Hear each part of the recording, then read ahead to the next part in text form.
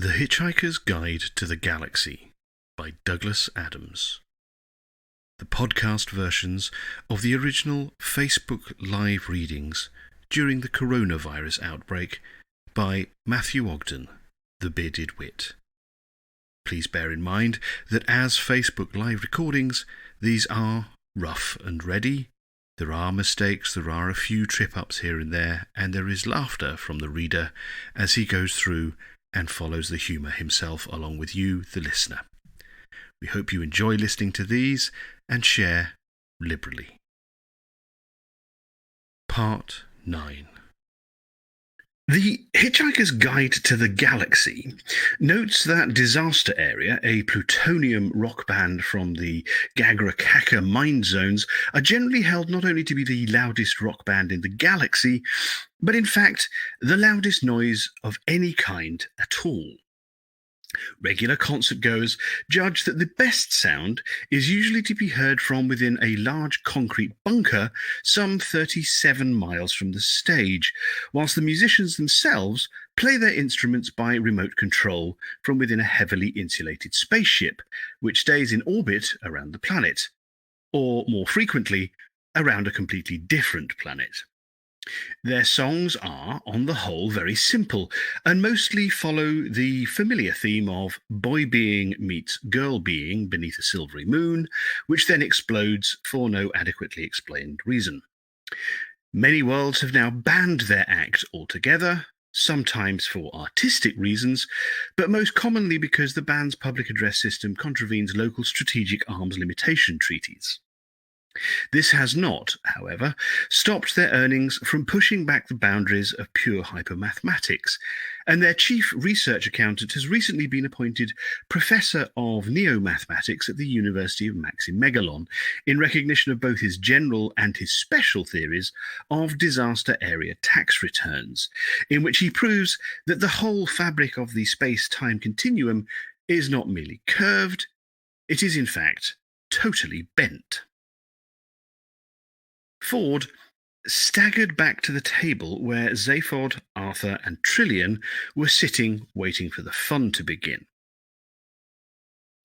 Gotta have some food, said Ford. Hi, Ford, said Zaphod. You speak to the big noise boy? Ford waggled his head non-committally. Hot Black, I sort of spoke to him, yeah. What did he say? Well, not a lot, really. He's spending a year dead for tax reasons. I've got to sit down. He sat down. The waiter approached. Would you like to see the menu, he said, or would you like to meet the dish of the day? Huh? Said Ford. Huh? Said Arthur. Huh? Said Trillian. That's cool, said Zaphod. Let's meet the meat. In a small room in one of the arms of the restaurant complex, a tall, thin, gangling figure pulled aside a curtain, and Oblivion looked him in the face. It was not a pretty face, perhaps because Oblivion had looked him in it so many times. It was too long, for a start, the eyes too sunken and hooded, the cheeks too hollow, his lips were too thin and too long, and when they parted, his teeth looked too much like a recently polished bay window.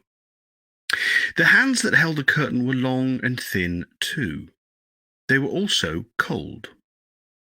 They lay lightly along the folds of the curtain and gave the impression that if he didn't watch them like a hawk, they would crawl away of their own accord and do something unspeakable in a corner.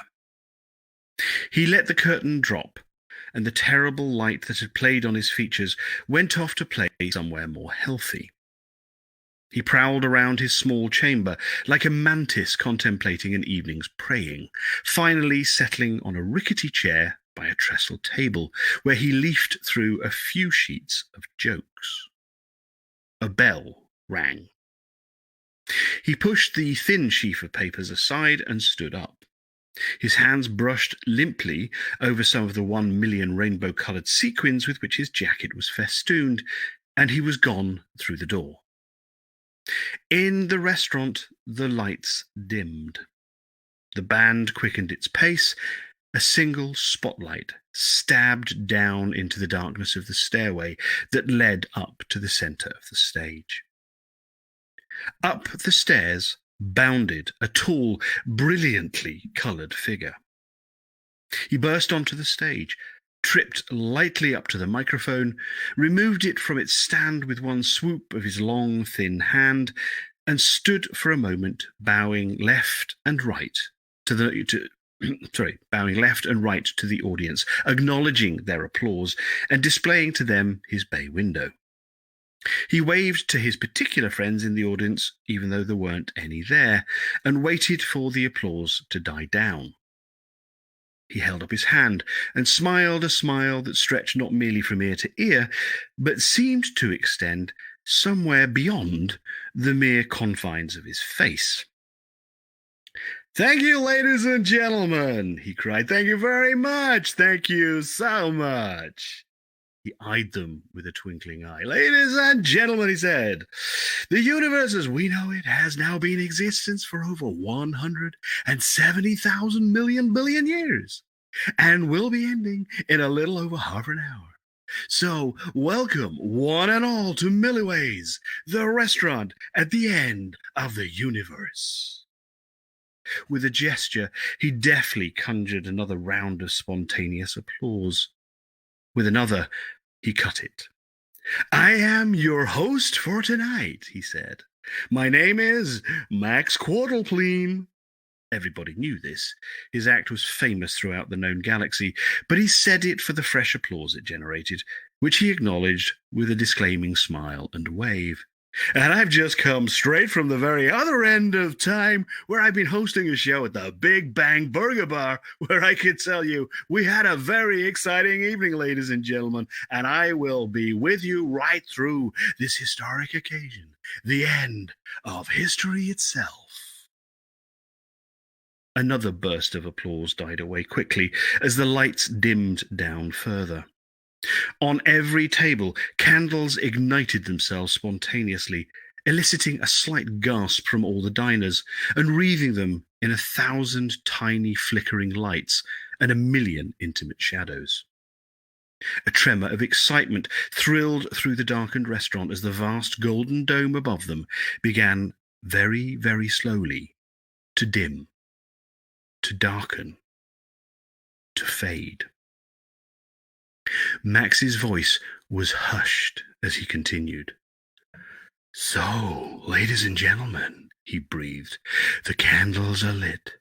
The band plays softly, and as the force-shielded dome above us fades into transparency, revealing a dark and sullen sky hung heavy with the ancient light of livid, swollen stars, I can see that we're all in for a fabulous evening's apocalypse."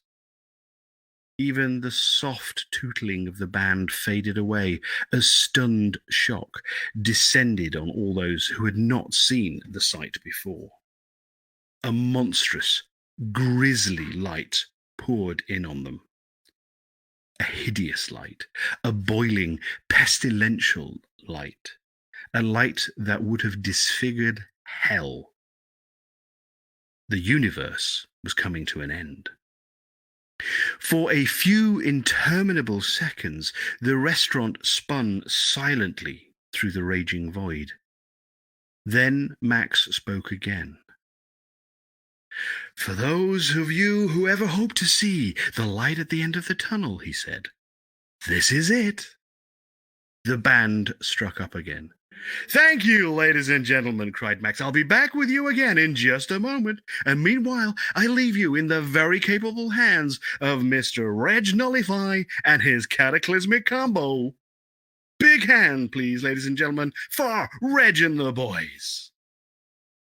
The baleful turmoil of the skies continued. Hesitantly, the audience began to clap, and after a moment or so, normal conversation resumed. Max began his round of the tables, swapping jokes, shouting with laughter, earning his living. A large dairy animal approached Zaphod Beeblebrox's table. a large, fat, meaty quadruped of the bovine type, with large, watery eyes, small horns, and what might almost have been an ingratiating smile on its lips. "Good evening," it lowed, and sat back heavily on its haunches. "I am the main dish of the day. May I interest you in parts of my body?"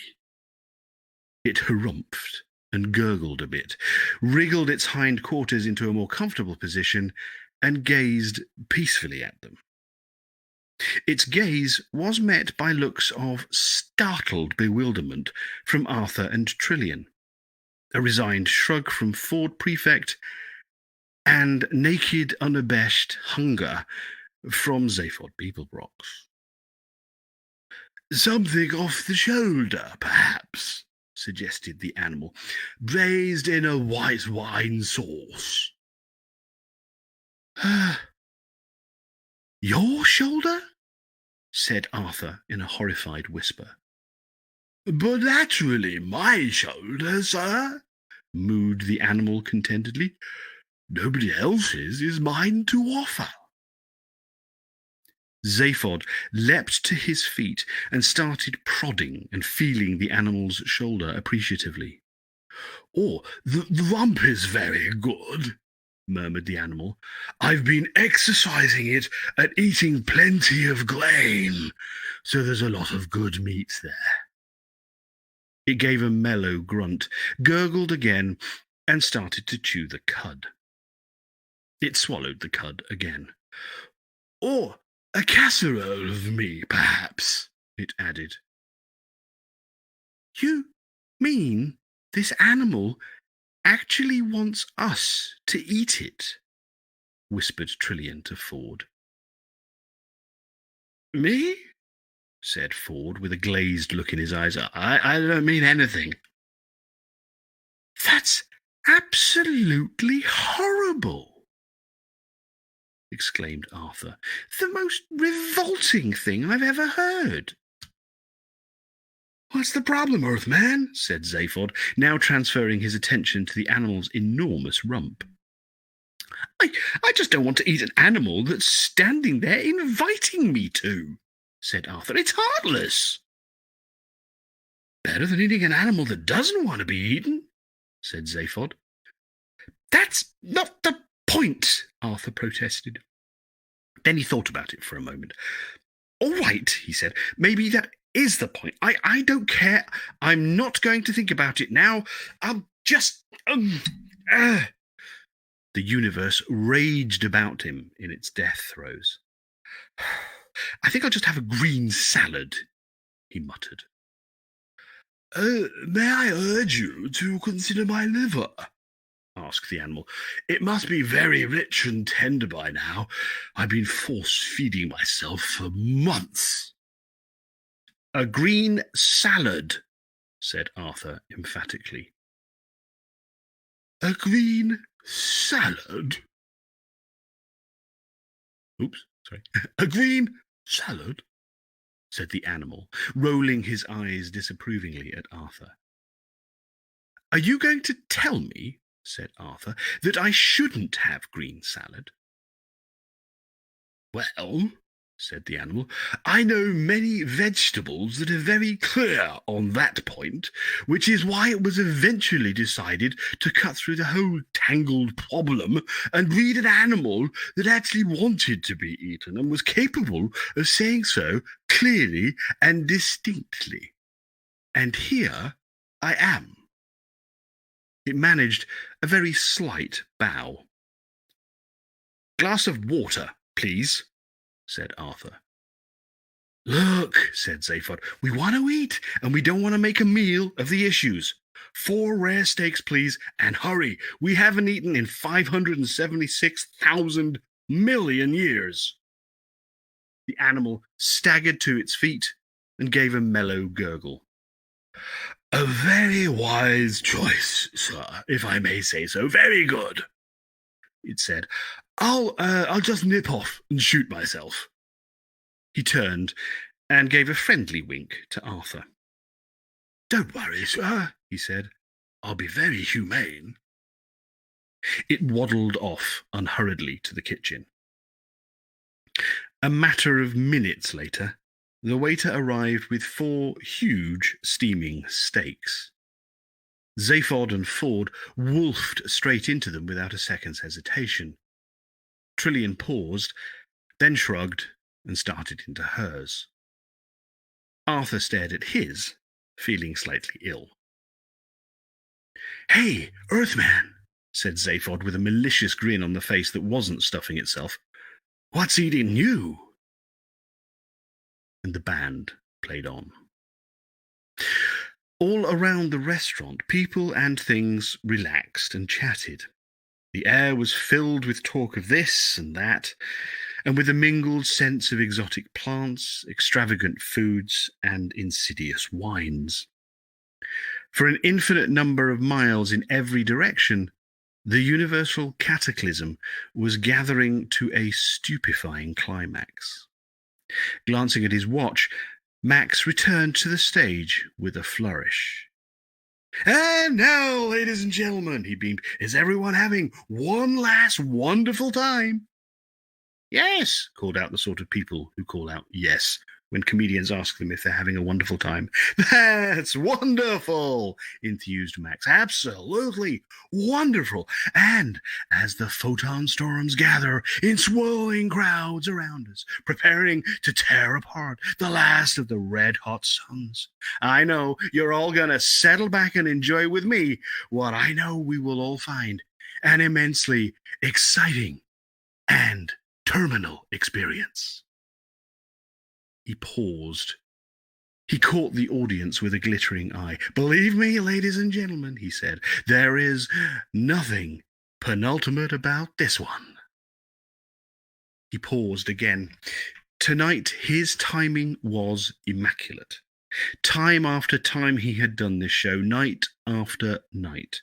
Not that the word night had any meaning here at the extremity of time. All there was the endless repetition of the final moment, as the restaurant rocked slowly forward over the brink of time's furthest edge and back again. This night was good, though. The audience was writhing in the palm of his sickly hand. His voice dropped. They had to strain to hear him. "This," he said, "really is the absolute end, the final chilling desolation, in which the whole majestic sweep of creation becomes extinct. This, ladies and gentlemen, is the proverbial it." He dropped his voice still lower. In the stillness, a fly would not have dared clear its throat. "After this," he said, "there is nothing. Void, emptiness, oblivion, absolute nothing." His eyes glittered again, or did they twinkle? Nothing. Except, of course, for the sweet trolley and a fine selection of Aldebaran liqueurs. The band gave him a music sting. He wished they wouldn't. He didn't need it, not an artist of his caliber. He could play the audience like his own musical instrument. They were laughing with relief. He followed on. "And for once," he cried cheerily, "you don't need to worry about having a hangover in the morning, because there won't be any more mornings." He beamed at his happy, laughing audience. He glanced up at the sky, going through the same death routine every night. But his glance was only for a fraction of a second. He trusted it to do its job, as one professional trusts another. "And now," he said, strutting about the stage, "at the risk of putting a damper on the wonderful sense of doom and futility here this evening, I would like to welcome a few parties." He pulled a card from his pocket. "Do we have He put up a hand to hold back the cheers. Do we have a party here from Zansquellishur, Flammarion Bridge Club from beyond the Vortvoid of Quavarn? Are they here? A rousing cheer came up from the back, but he pretended not to hear. He peered around, trying to find. Are they here? He asked again, to elicit a louder cheer. He got it, as he always did. Ah, there they are. Well, last bids, lads. No cheating. Remember, this is a very solemn moment. He lapped up the laughter. And also, do we have a party of minor deities from the halls of Asgard? Away to his right came a rumble of thunder. Lightning arced across the stage. A small group of hairy men with helmets sat looking very pleased with themselves and raised their glasses to him. Has-beens, he thought to himself. Careful with the hammer, sir, he said. They did their trick with the lightning again. Max gave them a very thin-lipped smile. And thirdly, he said, a party of young conservatives from Sirius B. Are they here? A party of smartly dressed young dogs stopped throwing rolls at each other and started throwing rolls at the stage. They yapped and barked unintelligibly. Yes, said Max. Well, this is all your fault. You realize that. And finally, said Max, quieting the audience down and putting on his solemn face. Finally, I believe we have here with us tonight a party of believers, very devout believers from the Church of the Second Coming of the great prophet Zarquan. There were about 20 of them, sitting right out on the edge of the floor, ascetically dressed, sipping mineral water nervously, and staying apart from the festivities. They blinked resentfully as the spotlight was turned on them. There they are, said Max, sitting there, patiently. He said he'd come again, and he's kept you waiting a long time. So, let's hope he's hurrying, fellas, because he's only got 8 minutes left. The party of Zarquan's followers sat rigid, refusing to be buffeted by the waves of uncharitable laughter which swept over them. Max restrained his audience. No, but seriously, folks, seriously, though, no offense meant. No, I know we shouldn't make fun of deeply held beliefs. So I think, a big hand, please, for the great prophet Zarquan. The audience clapped respectfully. Wherever he's got to. He blew a kiss to the stony-faced party and returned to the centre of the stage. He grabbed a tall stool and sat on it. It's marvellous, though, he rattled on, to see so many of you here tonight. No, isn't it, though? Yes, absolutely marvellous. Because I know that so many of you come here time and time again, which I think is really wonderful. To come and watch this final end of everything, and then return home to your own eras, and raise families, and strive for new and better societies, fight terrible wars for what you know to be right. It really gives one hope for the future of all life kind. Except, of course, he waved at the blitzing turmoil above and around them, that we all know it hasn't got one. Arthur turned to Ford. He hadn't quite got this place fully worked out in his mind. Look, surely, he said, if the universe is about to end, don't we go with it? Ford gave him a 3-pangalactic gargle blaster look. In other words, a rather unsteady one. No, look, he said. Look, as soon as you come into this dive, you get held in this sort of amazing force-shielded temporal warp thing, I think. Oh, said Arthur. He turned his attention back to a bowl of soup he'd managed to get from the waiter to replace his steak. Look, said Ford, I'll show you. He grabbed a napkin off the table and fumbled hopelessly with it. Look, he said. Imagine imagine this napkin, right, is the temporal universe, right? And this spoon has a transductional mode in the matter curve. It took him a while to say this last part, and Arthur hated to interrupt him. That's the spoon I was eating with, he said. All right, said Ford. Imagine this spoon. He found a small wooden spoon on a tray of relishes. This spoon, but found it rather tricky to pick up. All right, no better. Better still, this fork. Hey, would you like go on my fork? Snapped Zaphod. All right, said Ford. All right. All right. Why don't we say that this wine glass is the temporal universe? What? The one you just knocked on the floor? Oh, did I do that?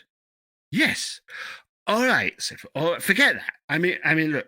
Do you know how the universe actually began for a kickoff?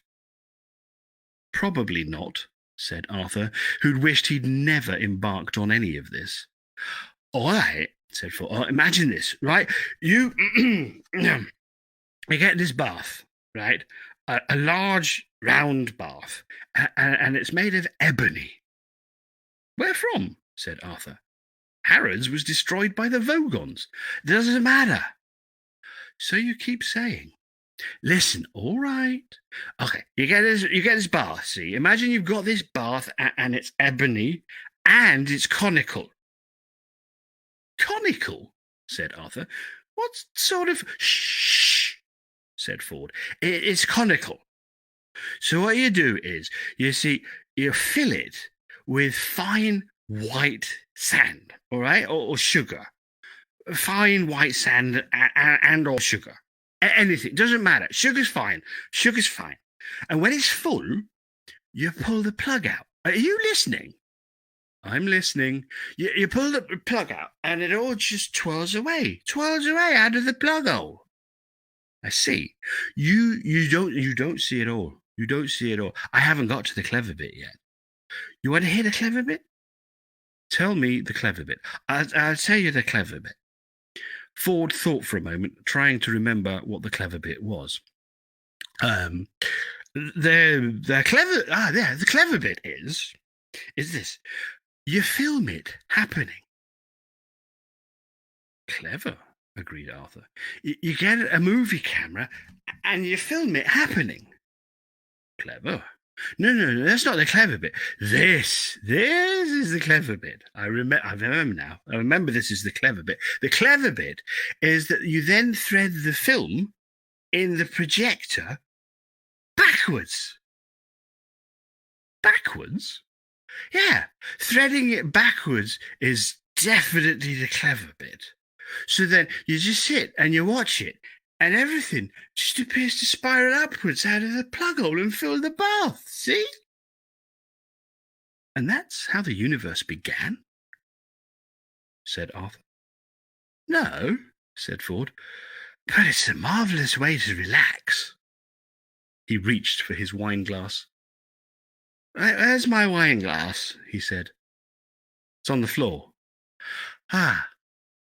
Tipping back his chair to look for it, Ford collided with a small green waiter who was approaching the table carrying a portable telephone. Ford introduced himself to the waiter, explaining that it was because he was extremely drunk. The waiter said that it was quite all right and that he perfectly understood. Ford thanked the waiter for his kind indulgence, attempted to tug his forelock, missed by 6 inches, and slid slowly under the table.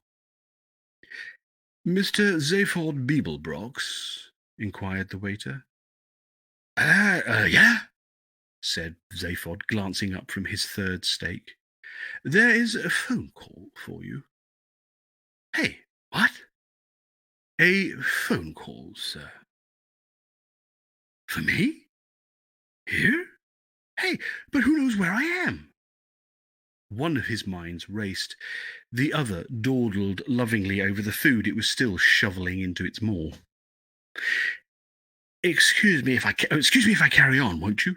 Said his eating head, and carried on. There were now so many people after him he'd actually lost count.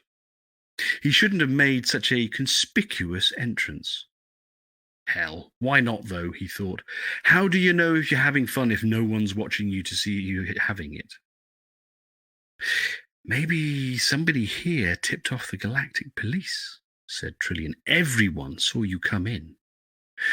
You mean they want to arrest me over the phone? Said Zaphod. Could be. I'm a pretty dangerous dude when I'm cornered. Yeah, said a voice from under the table. You go to pieces so fast people get hit by the shrapnel. Hey, what is this, Judgment Day? Snapped Zaphod. Do we get to see that as well? Said Arthur nervously. I'm in no hurry, muttered Zaphod. Oh, okay, so who's the cat on the phone? He kicked forward. Hey, get up here, kid, he said to him. I may need you. I am not, said the waiter, personally acquainted with the metal gentleman in question, sir. Metal? Yes, sir. Did you say metal?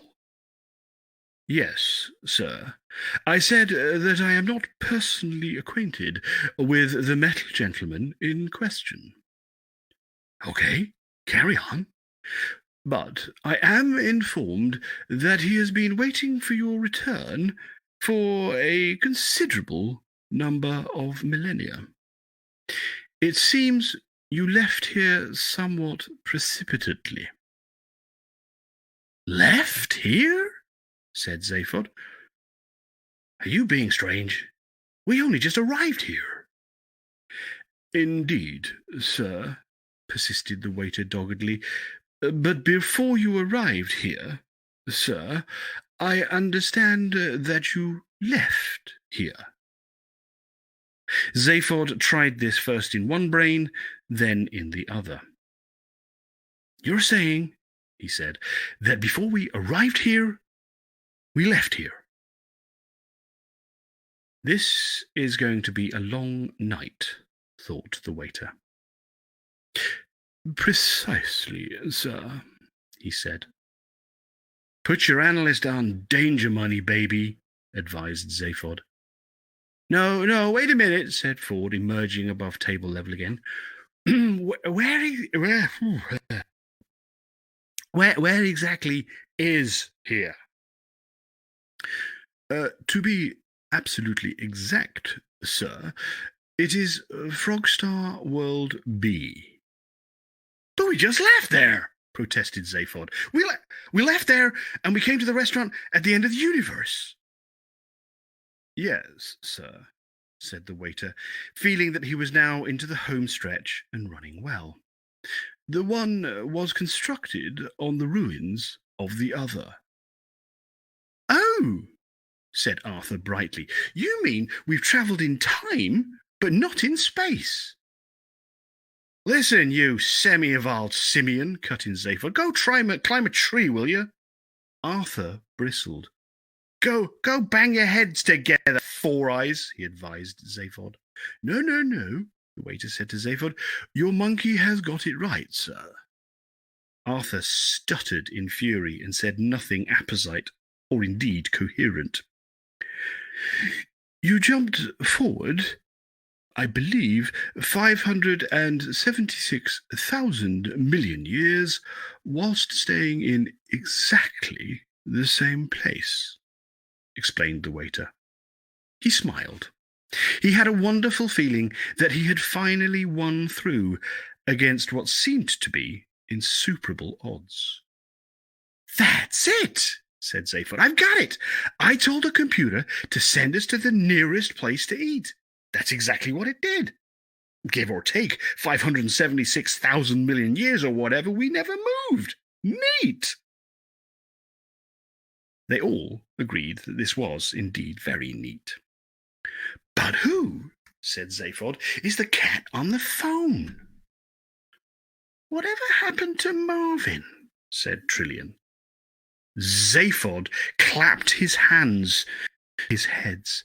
The paranoid android! I left him moping about on Frogstar B. When was this? Well, 576,000 million years ago, I suppose, said Zaphod. Hey, hand me the rap rod plate, Captain. The waiter's eyebrows wandered about his forehead in confusion. I beg your pardon, sir, he said. The phone, waiter, said Zaphod, grabbing it off him. Gee, you guys are so unhip, it's a wonder your bums don't fall off. Indeed, sir. Hey, Marvin, is that you? Said Zaphod into the phone. How you doing, kid? There was a long pause before a thin, low voice came up the line. I think you ought to know I'm feeling very depressed, it said. Zaphod cupped his hand over the phone. It's Marvin, he said. Hey, Marvin, he said into the phone again. We're having a great time. Food, wine, a little personal abuse, and the universe going foom. Where can we find you? Again, the pause. You don't have to pretend to be interested in me, you know, said Marvin at last. I know perfectly well I'm only a menial robot. Okay, said Zaphod, but where are you? Reverse primary thrust, Marvin. That's what they say to me. Open airlock number 3, Marvin. Marvin, can you pick up that piece of paper? Can I pick up that piece of paper? Here I am, brain the size of a planet, and they ask me to... Yeah, sympathized Zaphod, hardly at all. But I'm quite used to being humiliated, droned Marvin. I can even go and stick my head in a bucket of water if you'd like. Would you like me to go and stick my head in a bucket of water? I've got one ready. Wait a minute. Hey, Marvin, interrupted Zaphod, but it was too late. Sad little clunks and gurgles came up the line. What's he saying? Asked Trillian. Nothing, said Zaphod. He just phoned up to wash his head at us. There, said Marvin, coming back on the line and bubbling a bit. I hope that gave satisfaction. Yeah, said Zaphod. Now, will you please tell us where you are? I'm in the car park, said Marvin. The car park? What are you doing there? Parking cars. What else does one do in a car park? Okay, hang in there. We'll be right down. In one movement, Zaphod leapt to his feet, threw down the phone, and wrote Hot Black Desiato on the bill. Come on, guys, he said. Marvin's in the car park. Let's get on down. What's he doing in the car park? Asked Arthur. Parking cars. What else, dum-dum? But what about the end of the universe? We'll miss the big moment.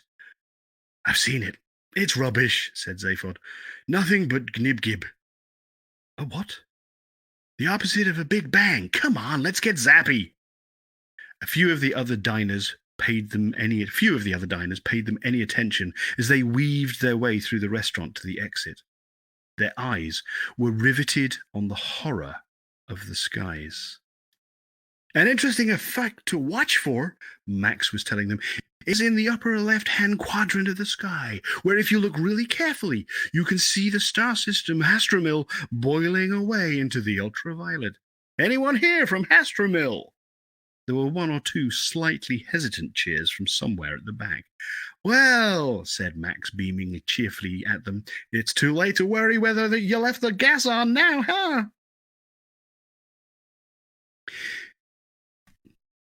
Celebrity.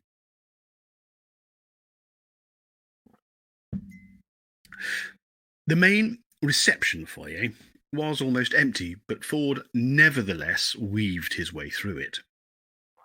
Zaphod grasped him firmly by the arm and manoeuvred him into a cubicle standing to one side of the entrance hall. What are you doing to him? Asked Arthur. Sobering him up, said Zaphod, and pushed a coin into a slot. Lights flashed. Gases swirled. "Hi," said Zaphod, stepping out a moment later. "Where are we going?" "Down to the car park. Come on." "What about the personal time teleport?" said Ford. "Get us straight back to the Heart of Gold." "Yeah, but I've cooled on that ship. Zarnywhoop can have it. I don't want to play his games. Let's see what we can find." A Sirius Cybernetics Corporation happy vertical people transporter took them down deep into the substrata beneath the restaurant.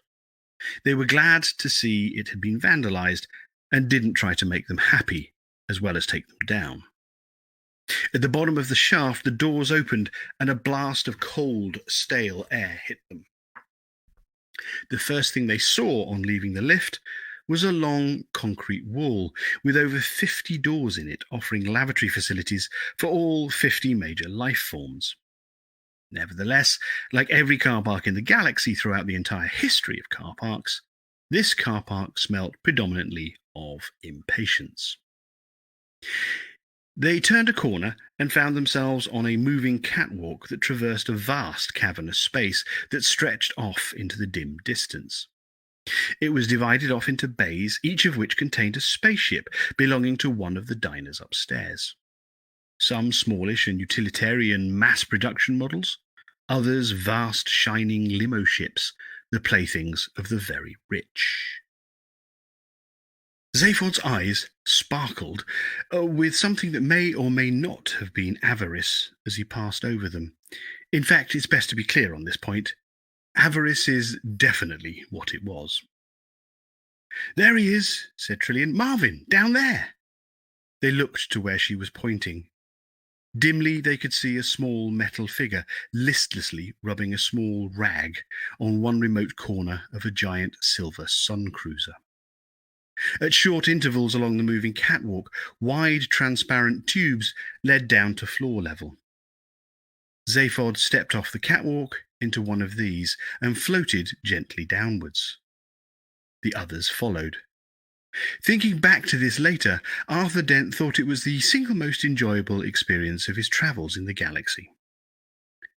"Hey, Marvin," said Zaphod, striding over towards him. "Hey, kid, are we pleased to see you?"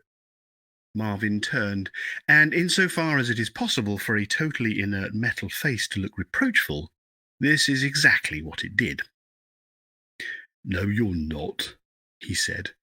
"No one ever is." "Suit yourself," said Zaphod, and turned away to ogle the ships.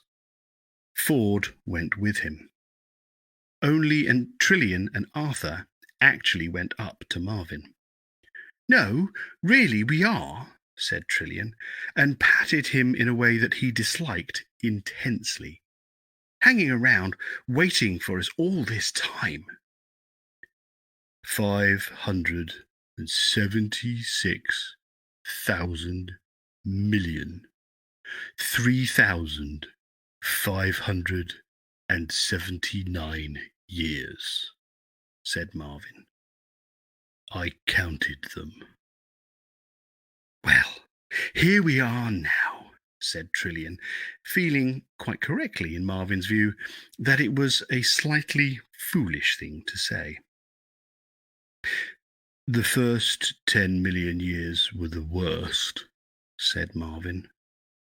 "And the second 10 million years, they were the worst too. The third 10 million I didn't enjoy at all. After that, I went into a bit of a decline." He paused just long enough to make them feel that they ought to say something, and then interrupted. "It's the people that you meet in this job that really get you down," he said, and paused. Trillian cleared her throat. Is that... "The best conversation I had was over 40 million years ago," continued Marvin. Again the pause. "Oh, dear, and that was with a coffee machine." He waited.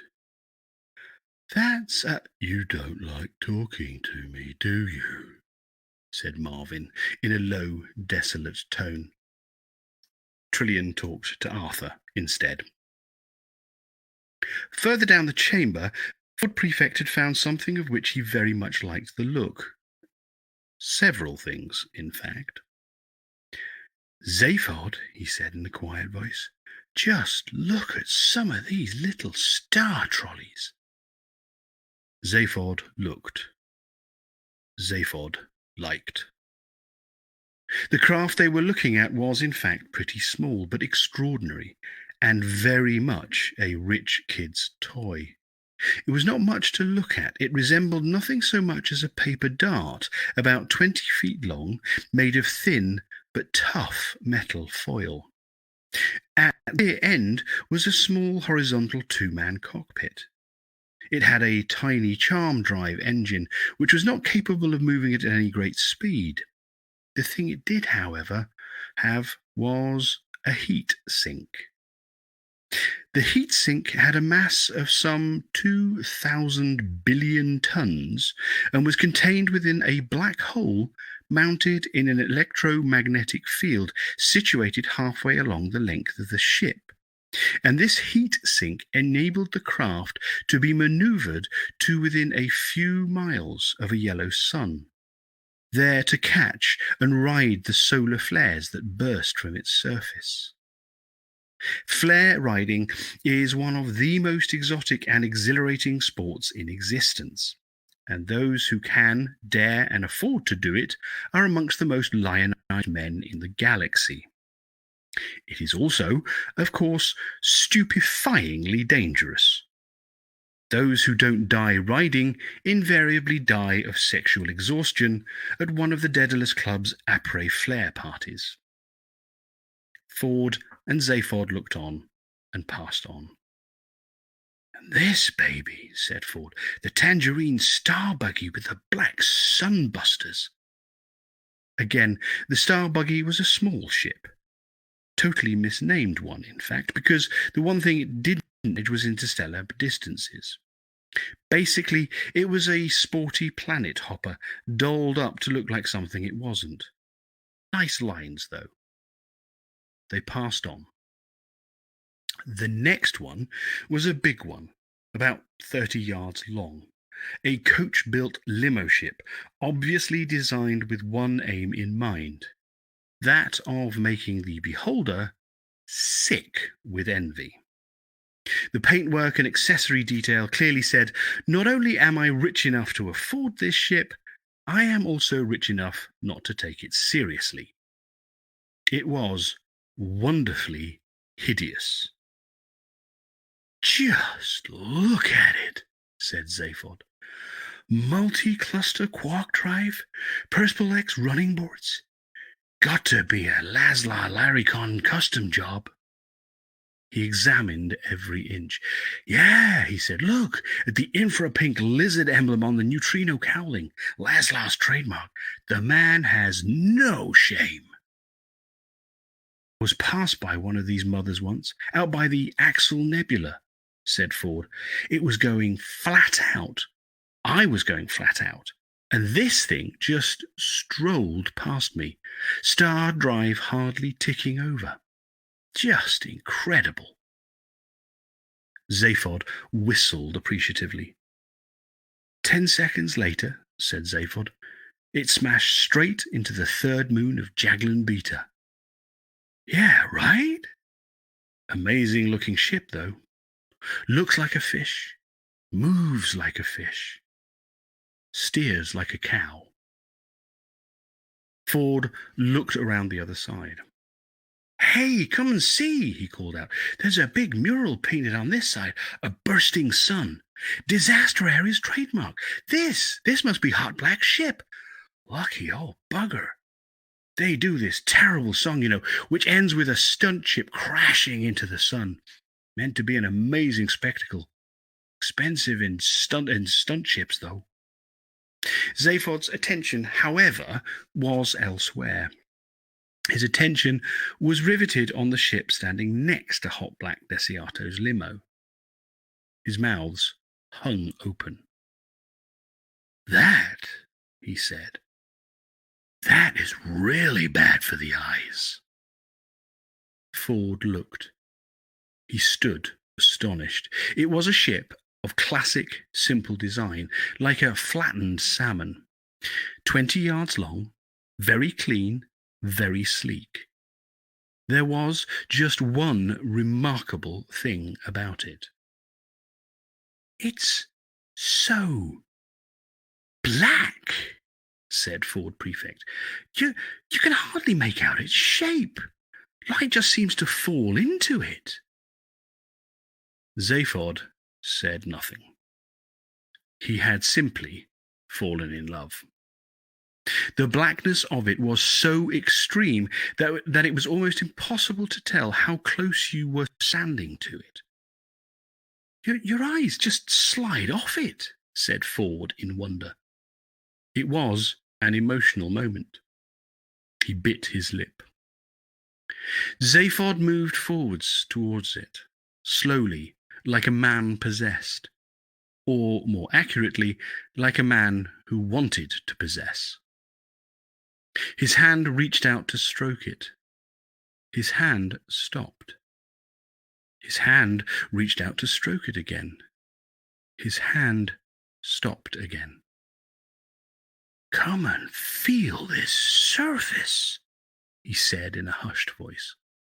Ford put his hand out to feel it. His hand stopped. You can't," he said. "See," said Zaphod. "It's just totally frictionless. This one must be a mother of a mover." He turned to look at Ford seriously. At least one of his heads did. The other stayed gazing in awe at the ship. "What do you reckon, Ford?" he said. "You mean, Ford looked over his shoulder. "You mean stroll off with it? You think we should?" "No." "Nor do I." "But we're going to, aren't we? How can we not?" They gazed a little longer, till Zaphod suddenly pulled himself together. "Yeah, we better shift soon," he said. "In a moment or two the universe will have ended, and all the captain creeps will be pouring down here to find their Borg-mobiles." "Zaphod," said Ford. "Yeah? How do we do it?" "Simple," said Zaphod. He turned. "Marvin!" he called. Slowly, laboriously, and with a million little clanking and creaking noises that he had learned to simulate, Marvin turned around to answer the summons. "Come on over here," said Zaphod. "We got a job for you."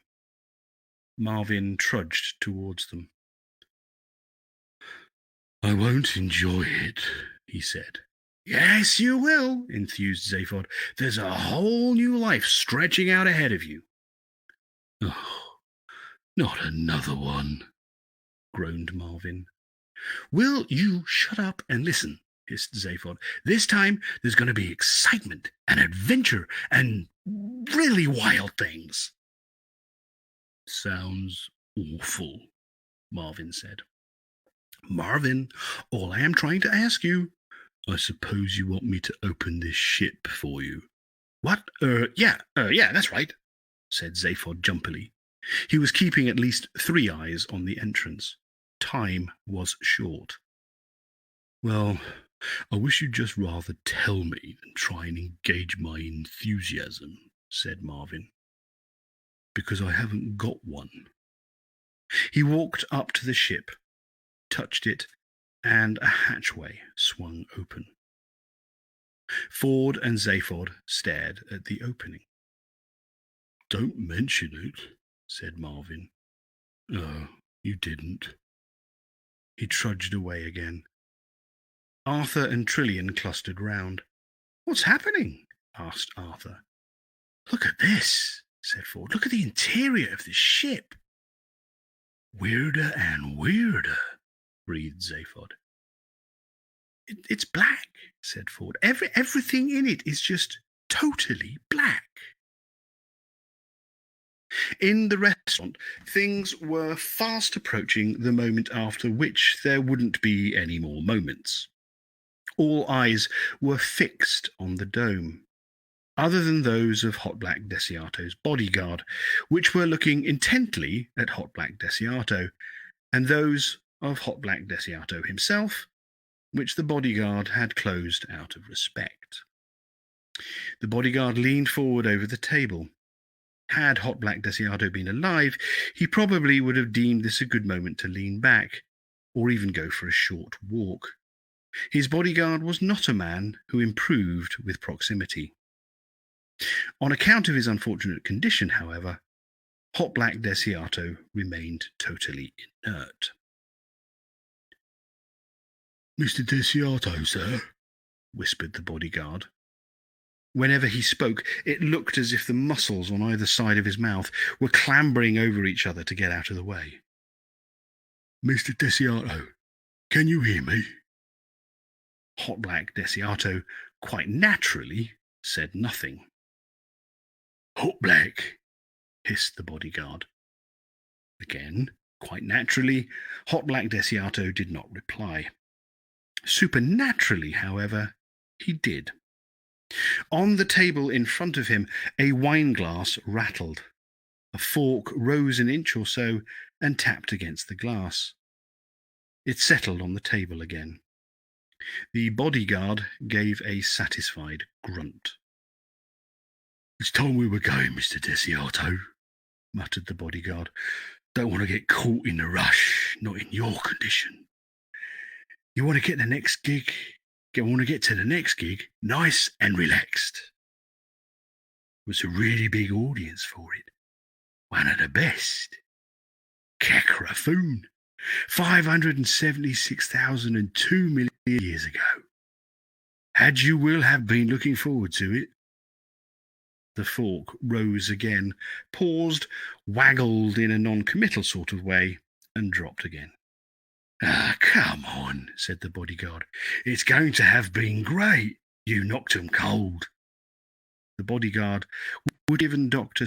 Dan Streetmentioner an apoplectic attack. "The black ship's going to go into the sun. That one always gets 'em. And the new one's a beauty. Be real sorry to see it go. If we get on down there, I'll set the black ship autopilot and we'll cruise off in a limo, okay?" The fork tapped once in agreement, and the glass of wine mysteriously emptied itself. The bodyguard wheeled Hot Black Desiato's chair out of the restaurant. "And now," cried Max from the centre of the stage, "the moment you have all been waiting for." He flung his arms into the air. Behind him, the band went into a frenzy of percussion and rolling synth accords. Max had argued with them about this, but they had claimed it was in their contract, and that's what they would do. His agent would have to sort it out. "The skies begin to boil," he cried. "Nature collapses into the screaming void.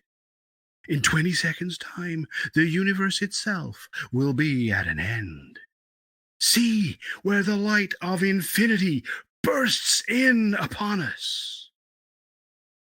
The hideous fury of destruction blazed about them, and at that moment a still small trumpet sounded as if from an infinite distance. Max's eyes swiveled round to glare at the band. Not one of them seemed to be playing a trumpet. Suddenly, a wisp of smoke was swirling and shimmering on the stage next to him. The trumpet was joined by more trumpets. Over 500 times Max had done this show, and nothing like this had ever happened before. He drew back in alarm from the swirling smoke, and as he did so, a figure slowly materialized inside. The figure of an ancient man, bearded, robed, and wreathed in light. In his eyes were stars, and on his brow a golden crown. "What's this?" whispered Max, wild-eyed. "What's happening?" At the back of the restaurant, the stony-faced party from the Church of the Second Coming of the Great Prophet Zarquan leapt ecstatically to their feet, chanting and crying. Max blinked in amazement. He threw up his arms to the audience. "Hey, a big hand, please, ladies and gentlemen," he hollered, "for the great Prophet Zarquan. He has come! Zarquan has come again!" Thunderous applause broke out as Max strode across the stage and handed his microphone to the prophet. Zarquan coughed. He peered around at the assembled gathering. The stars in his eyes twinkled uneasily. He handled the microphone with confusion. He said. "Oh, hello. Look, I'm awfully sorry I'm a bit late. I've had the most ghastly time, all sorts of things cropping up at the last moment." He seemed nervous of the expectant, awed hush. He cleared his throat. How are we for time?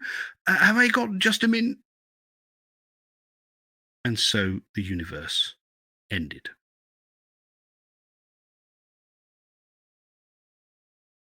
As shall we for this evening, I think. Does that not seem like a good spot to finish?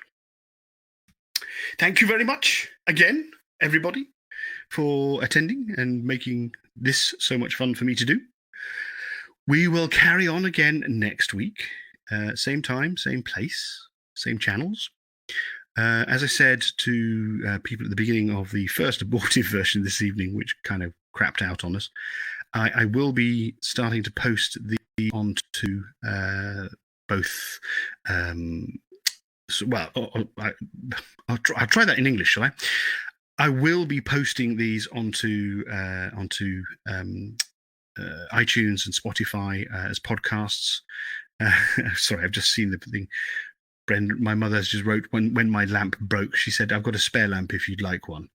Yeah, you're in Mepham in Kent. I'm sorry, but nice. Thank you very much for the invitation. I'll get a new bulb for next week.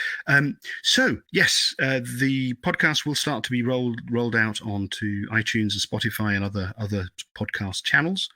But thank you very much for this evening. Lovely, lovely, lovely people. You're very lovely. And see you same time next week. In the meantime, have a very, very good week. Look after yourselves. Be careful. Observe the correct social distancing practices. Don't believe the bollocks that people with guns in America are saying just because they want a haircut. Be sensible human beings. And thank you very much for joining me again this evening, and see you in a week's time. Take care, guys. Bye.